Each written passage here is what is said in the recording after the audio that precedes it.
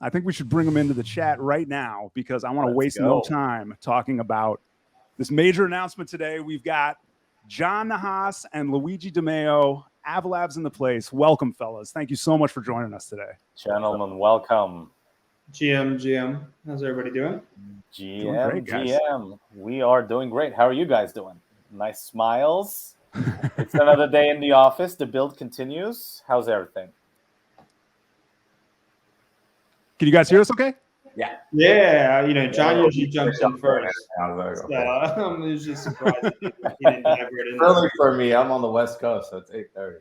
Oh, it's a little earlier for you. Well, we appreciate you being an early riser today, man. Thank you.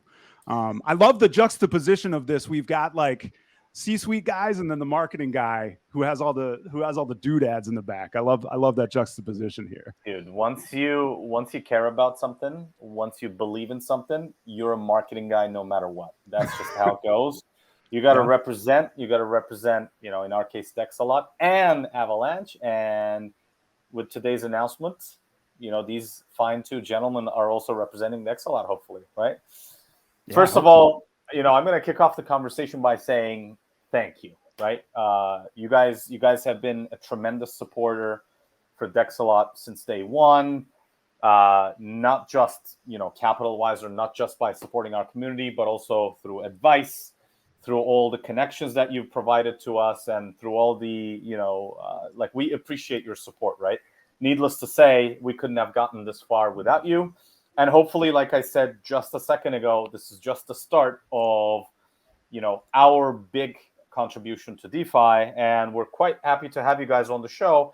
I think Luigi has been on the show a couple of times. Typically, we start with a little bit of a background. So, John, if you don't mind, we'd love to get a little bit about you, how you ended up where you are, what brought you down the rabbit hole, and let us know. Geez, I could start so far ago. It's great to be with you guys. Firestorm, good to see you. Jimmy, great being here. And I see Luigi's face and talk to him 25 times a day. So there's like the fourth time this morning. I've been in startups my whole life. I got into this world. I was actually an international affairs policy kind of geek growing up. So I got a master's in diplomacy. I did corporate finance advisory, and then I got into think tanks and doing international relations stuff. Spent some time in some different places for a while, did policy stuff, helped start a digital news site called Mike.com, 10 years ago now.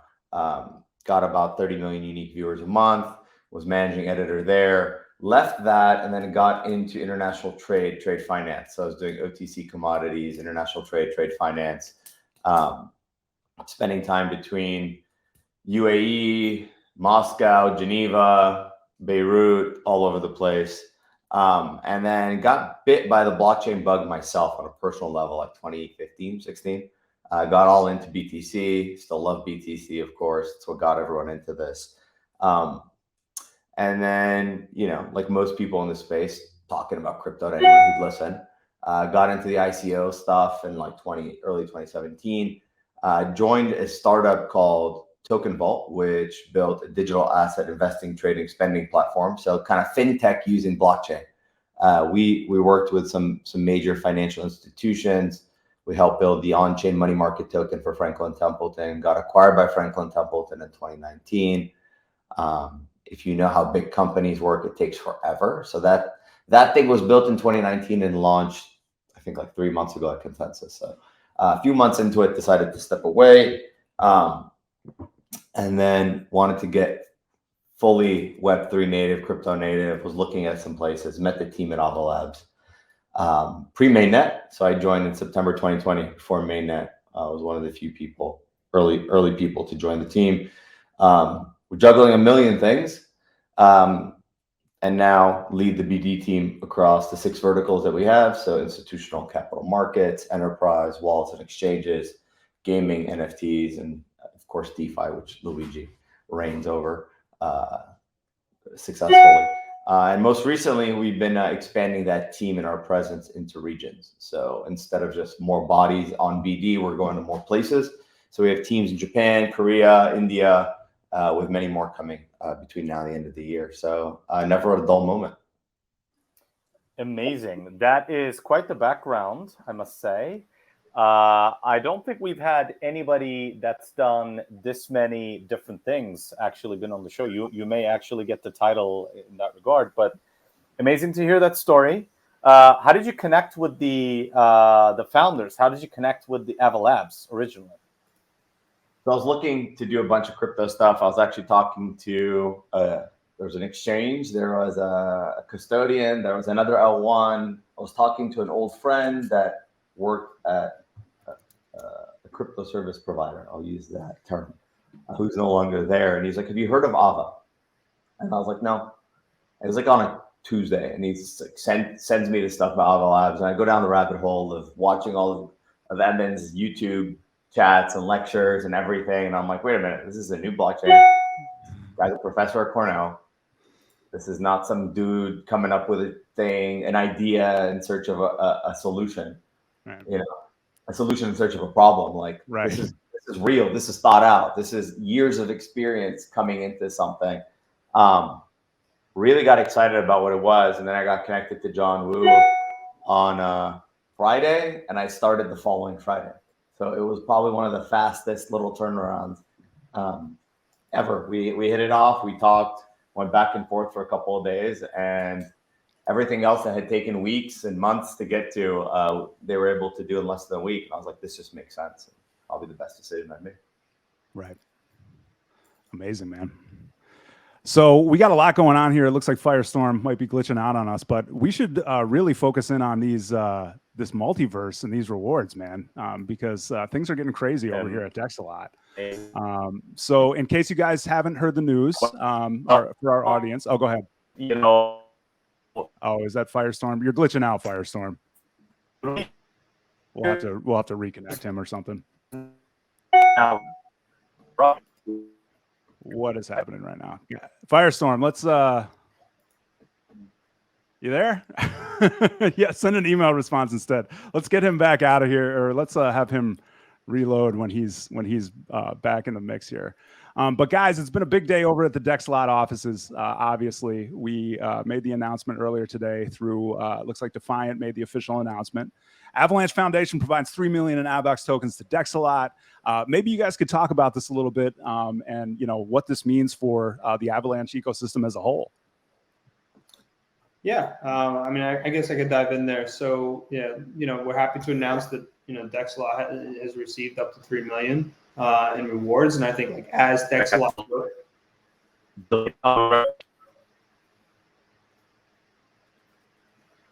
Keep going, Luigi. Got it. Yeah, like as Dexalot grows, we can, they can sort of like achieve some of those rewards over time. And the goal is really to sort of bootstrap this central limit order book exchange, right? Like, right. We don't see many CLOBs out there, in DeFi, and this one's on a subnet. And what we'd like to see is trading, really start to get bootstrapped from this perspective. So. From our perspective, this is a very important piece in terms of a subnet, central limit order book exchange, with DeFi in particular. We'd like to see that compete with some of the other AMMs out there. This way we have a good sense of sort of like, which technology is going to be more adopted in this space. Whereas, CLOB has been the tried and true tested model in TradFi, but now applying this with the DeFi lens and the subnet with Dexalot. And then, all these other things happening with AMM. So from the Avalanche perspective, we want to really encourage good teams, good innovation, and, really, allow them to sort of build in a way that, is sustainable. And so what this is really doing is allow you guys to build liquidity. This way, you can demonstrate that best execution that a CLOB should. Awesome. John, did you have anything to add to that? Luigi summarized it perfectly. Definitely, man. So this is great. So how did this whole thing come about? Yeah, I mean, we've been talking to the Dexalot team for a long time. They were interested in different types of ways to build liquidity. We obviously, Avalanche Foundation in particular, has a lot of different programs out there to support native builders, like the Avalanche Rush program, the Avalanche Multiverse program. the recently announced Avalanche Vista program. And so, we sort of put our heads together for a while about what would be the right way and good taste for the community, to help Dexalot and to help it actually build liquidity, get trading volume, natural trading volume. And so, what we came together was this, a lot of back and forth, took some time, but I think we're all pretty happy to see where it goes and happy to iterate throughout the process as it's live as well. So, I think we'll just keep an eye on how things are going and see how we can, really do what's best for Dexalot, Avalanche, and everybody involved. Definitely, man. And just to give you guys a little bit of the highlights here, up to 3 million in AVAX tokens. Multiple activities are incentivized. This starts on September 1st. Okay, so get in there and start trading now. The duration is going to be for 1 year. Okay, and as far as activity eligibility, all users that trade on Dexalot Exchange are eligible, right? Trades and portfolio holdings on Dexalot since the launch of the Dexalot subnet in February 2023 apply retroactively. And contracted market makers are not eligible. So just a heads up on that. We've got some highlights on our Medium page. And obviously, it looks like we already got a question from the chat. What brought about multiverse and what else can we expect from it? Oh, Jonathan Ackerman joining the chat. Well, yeah, maybe you guys could speak to that. John, do you have any insight into what we can expect? We launched Multiverse over a year ago now, right? Like almost a year and a half ago. This is before last summit. And let's take a step back, right? When Avalanche was getting started, and we wanted to get people to come in and try Avalanche, right? To see the differentiation on the tech side, the speed, et cetera, right. And the lower fees. We launched Rush, right? And that was kind of for the C chain. That was for the public to come in and get a first taste of Avalanche. And that was tremendously successful. With subnets, that's a much larger lift, right? Like you're deploying your own chain. There's a lot more technical kind of work that needs to be done, education that needs to be done, all these things that need to be done. So in the same spirit of Rush, Multiverse was created to incentivize both users to come and try new subnets, but also for those builders that want to launch a subnet or who traditionally would have needed a subnet, but doing so would have been cost prohibitive, or maybe the juice was not worth the squeeze, but that's what they needed. We were there to support them from day one to get that subnet up and running. And then once it is up, what's that? Did John freeze? Oh. No, you're freezing. Oh, yeah. On my screen you were frozen. Your mouth was open and everything. No, I think we're all still live. Firestorm's the only one who's having technical difficulties. Listen, guys, here's what's going on. He's researching all that UFO stuff, so they might have cut off his transmission. He's on location right now, so he's on vacation. He's like, I'm done with this. I'm gonna take the rest. Yeah, exactly. John and Luigi, you don't need me. Look, at the end of the day, subnets are a new thing, right? So we wanted to ensure that both the people building them had the support that they need, but that once they launch these things, there's incentives for users to come and try it. And as we've seen with Rush, as we've seen with a lot of things, and what we like to focus on at Avalabs to push for the foundation is incentivizing the user, right? Because ultimately we can bring the best projects in the world, but if nobody uses them, what's the point, right?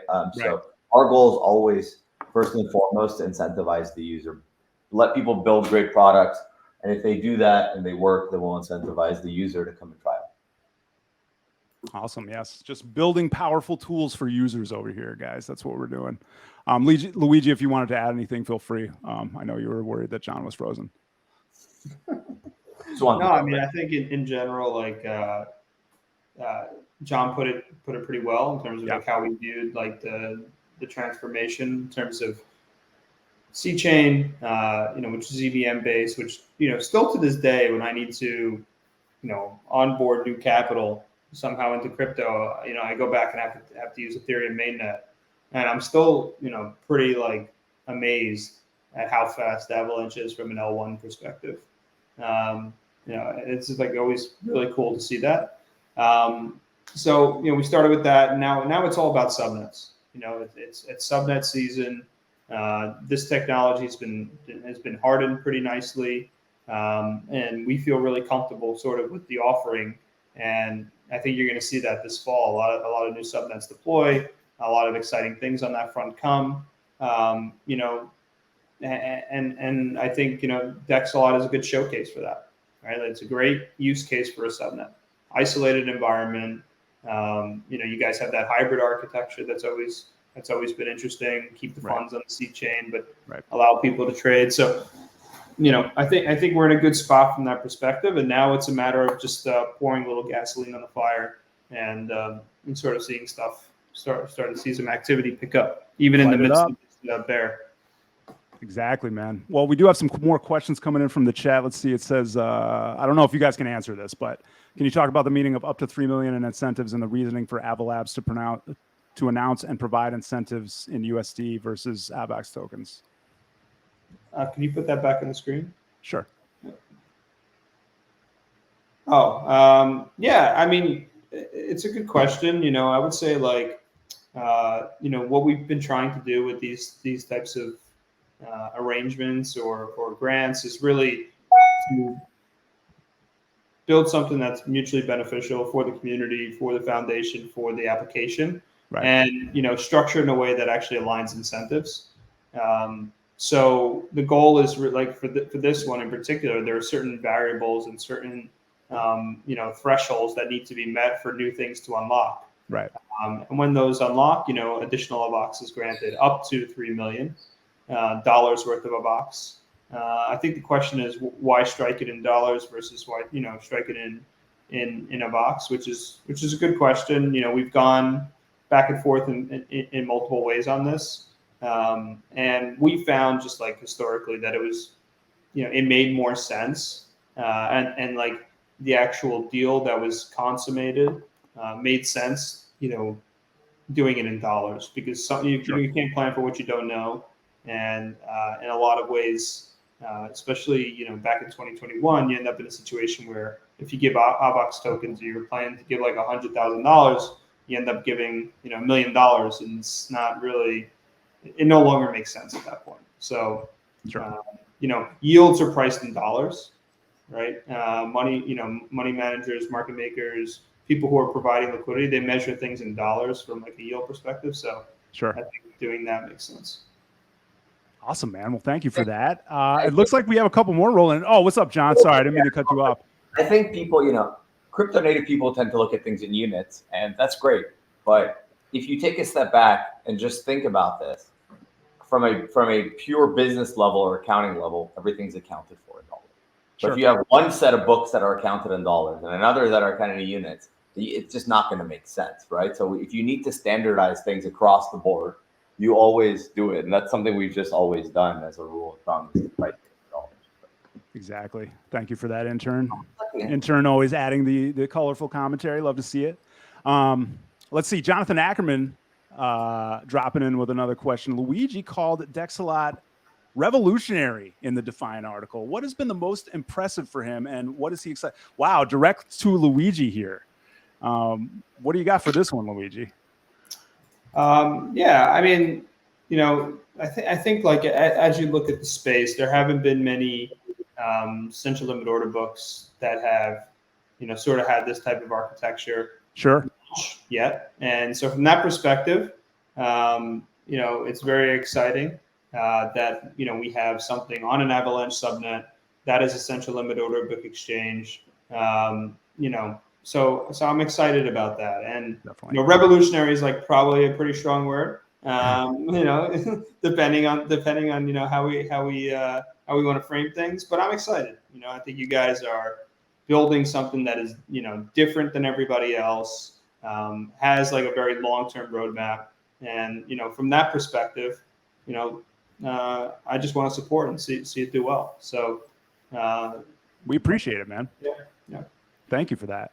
Looks like Firestorm's managed to get his internet working again. Thanks for joining us again here, pal. Yes. All I heard is Dexalot is revolutionary, and it came out of Luigi's mouth. So that's all I needed to hear for the show. I appreciate Turkish internet for rugging me, and I have 4 separate internet providers today, just so this didn't happen to me. And of course it did. When you prepared too much. Tell me which 4 so I won't use them in the future. I do have to interject really quick. I do have to say, John, this entire show came from something I heard you say one time. Oh shit. And no. You're like, oh God, no. So this is what, because obviously we're big on Twitter Spaces, right? Crypto Twitter. We're always on Spaces. We're talking on Spaces. And I heard you one time, and you said, when you're talking about new protocols and new features and UI and things to get excited about, it's hard to convey that excitement on Twitter Spaces, right? And my background is in radio. I used to be a radio DJ, and so putting a face to this and being able to show excitement has been like kind of the pillar of what we do here, and kind of like a way to get excited about what Dexalot is doing. So on a personal level, I just wanted to thank you for that contribution, because I heard that and I was like, what if we try something different than Twitter Spaces? So thanks for that. Anyways, Firestorm, I know you had a couple questions. I know you guys all have very tight schedules today, but maybe you can get into some of what you were going to ask the fellas before your 4 internet providers cut out. I assume you guys already covered multiverse and why multiverse. So Dexalot obviously is an exchange that is looking to revolutionize capital markets, right? We're starting with tokens, but of course the vision goes well beyond it. From you guys' perspective, as basically, two top guys in DeFi, which verticals do you see getting there first, and which vertical do you see growing the largest? This is a question that I toy with all the time, but I would love to get your perspective on.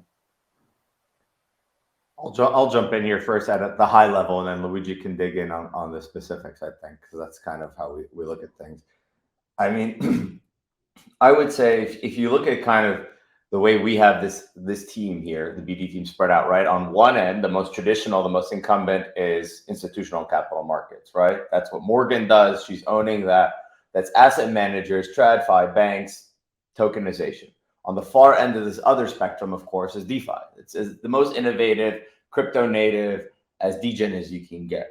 But, the one side is the thing that doesn't change or is hard to change. And the other side is super innovative, and that's where change happens. But the DeFi side, the innovation side, is what drives change on the more traditional side. So even though they're opposite ends of the same of one spectrum, at their extremes, they kind of tend to meet, right? That's why you see Luigi and Morgan working so closely together. So I think what we can see the most of is the innovation happening in Web3 and crypto native stuff on the DeFi side really will start to push traditional finance. I think asset tokenization, of course, has been talked about for way too long now. Token Vault that I was previously with was all about tokenization, and everybody's been talking about it, but the rails have not been there, right? The infrastructure has not been built out. The use cases haven't been that useful. They've been more gimmicky, right? Let's put a digital wrapper around something. So I think we're going to see change kind of emerging on that front more than anything right now. I think in a quote unquote bear market, you'll see people that are building useful things, right? Innovation in crypto will continue to happen. Like that doesn't slow down. It comes and goes. There's nothing new there, right? So you're going from 10 to 20 on the crypto native side. But I think on the institutional side, TradFi, where they're forced to make changes and innovate, you're going to start to see that 0 to 1 moment. And 0 to 1 is a much larger jump than 10 to 20, right? So I think 0 to 1, 1 to 10, you'll start to see it on that side. And, Luigi and Morgan are doing a fantastic job there, kicking down doors and trying to explain to people the use cases. But Luigi, do you have a difference in opinion, or want to add anything there? Unmuting. I think I agree with what you just said. I think that in particular, like the parts that are untapped are the parts that I'm still very excited about, and that's like the social component of Web3 that really has only been touched, and surface only been scratched, which you saw with like friend.tech or whatever the hell it's called. I think I've always been bullish on that. I mean, I basically built a startup around that in 2017 or 2016 and 17. It was way too early. But I still think that's like an untapped area for Web3, leveraging social. You see things like Lens and Farcaster. I think we need to see those level up. But overall, the idea of a social graph to me is very interesting. That anybody could tap in, an API that anybody could tap into at any time, and build data on top of, is more valuable than things that, when you think about like how you need to access data on Twitter, it's very hard to build on top of Twitter. You're going to get rate limited by Elon. You're going to have to pay a hell of a lot of money to build a business on top of it. And that fundamentally is the difference between both technologies. You can build on top of a social graph. You can't build on top of a centralized company. So I think, that's one thing I'm excited about that hasn't really been tapped yet.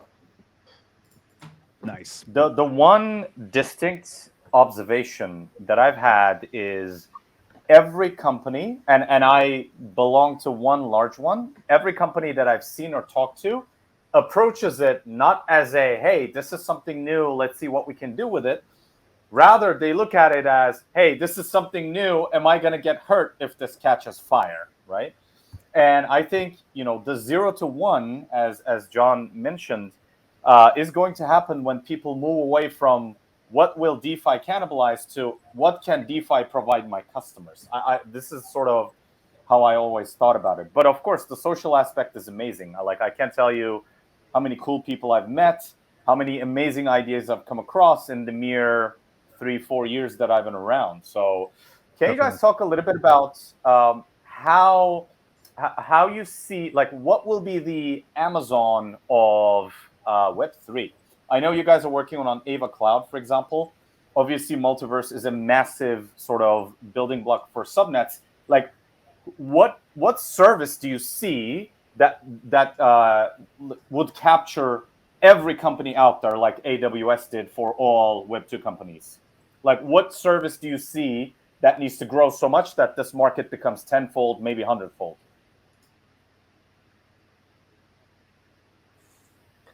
I'll take a stab here. I mean, if I had to guess, this is me just guessing. I would say something that is not a bridge, but does what bridges should do and connects all chains, right? And people don't know about it. They don't see it. It just happens, right? I think crypto people are very focused on building crypto products for crypto users, and we make it difficult, and we're sometimes elitist in our jargon and in our technology and all the things, because we want to tell people how cool it is to be able to do things that they don't know how to do, and we want to teach them how to do it. You got to get rid of that. And I think what excites me the most hasn't been built yet, and I don't know what it is, because everything else that's been built or is being built is an iteration or a change of something else. It's making it more decentralized or cheaper or faster, but there's nothing novel yet that someone has said, this is a use case that we can build using blockchain technology, right? We're just reinventing the same stuff that existed in Web 2 or in TradFi or whatever else, but making it decentralized and all that stuff, which is fantastic. That's a great initial way to start and show innovation and great stuff, but it's not going to take you to the next level, right? We're still in the email moments of the internet, and we need kind of what's going to be our social media application? What's going to be the thing that brings people on? I don't know what that is, and I don't think anyone has built anything yet that will get us to 1 billion users who happen to be using blockchain, right? Sure. It's all kind of let's iterate on the same things that exist. I would say maybe something that does universally connect all blockchain, right? Without anyone really knowing. So we lost it. Oh, Firestorm, I guess we lost him once again. Well, I know you guys got to go too, but if we could get you to look at one more question from the chat before you bounce. It looks like Crypto Kindergarten, one of our friends, says, since CLOBs are the platforms used by traditional finance, what role do you see Dexalot playing in tokenization of IRL assets, and are you planning on using Dexalot in your pitches to onboard TradFi institutions? Yeah, I mean, I think in general that's something we already do. We already bring up Dexalot as a subnet because the institutions are already familiar with the central limit order book format and how it works. I think, especially when you think of things like FX, usually markets that are faster, central limit order book exchange tends to be quite good for that. So I do think tokenization is interesting. It's a very broad topic. We could be talking about tokenizing wine. We could be talking about tokenizing equities, bonds, private funds. So there's a very wide spectrum there. But I do think Dexalot can help, fill the gap in terms of, different types of assets that want to be listed. I think there'll be a lot of competition in this space going forward. So, all the teams are going to have to push to see kind of who can get that liquidity and who can own which asset. And every asset's going to be a competition in particular for different DEXs. But I think, right now, Dexalot sort of has, a foothold on the central limit order book design. And it'll be interesting to see kind of how it all plays out in the future. Awesome. Well, Crypto Kindergarten, I hope that answered your question. Guys, I know you have a tight schedule. I just wanted to give you another huge thank you for joining the show and talking to us about Multiverse today. Apologies for Firestorm's internet connection. We'll get him some better internet in the future. But John, Luigi, just wanted to thank you so much for joining us today. And chat, let's get some W's for John and Luigi up in here. Thanks to Avalabs and the Avalanche Foundation for just holding us down, man. Dexalot, what we do wouldn't be possible without you guys. So thank you so much. Awesome. Thank you for joining the show, guys. Go forth and prosper. What's that? Go forth and prosper. You as well. All right. Thanks. Thanks, fellas. We'll see you next time.